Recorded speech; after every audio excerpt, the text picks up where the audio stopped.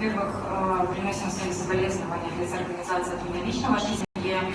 Во-вторых, в Конституции в статье 17 четко прописано, что никто не может быть подвергнут пыткам и жестокому мучению. Кроме этого, Казахстан взял на себя добровольные, подчеркиваю, добровольные обязательства по нескольким международным конвенциям и пактам. И там запрещена свобода от пыток. Свобода от пыток является абсолютным правом.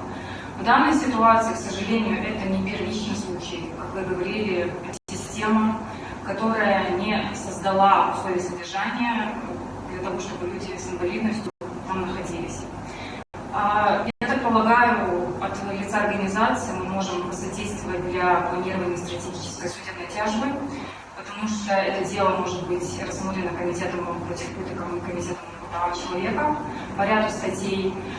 Кроме того, на самом деле те обстоятельства, о которых вы говорили, длительное неоказание своевременной медицинской помощи, отсутствие доступа к специалистам, понимание заключения врачей, экспертов, которые говорят, что человек срочно необходима медицинская помощь, но при этом она не оказывается, это пытки, жестокое обращение. Человек в изоляции не может обратиться к специалисту по своему усмотрению.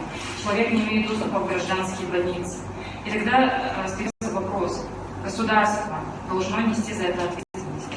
И, к сожалению, в этой ситуации крайне сложно добиваться справедливости, потому что человека нет, и он не может сказать то, что он переживал, и то, что он чувствовал.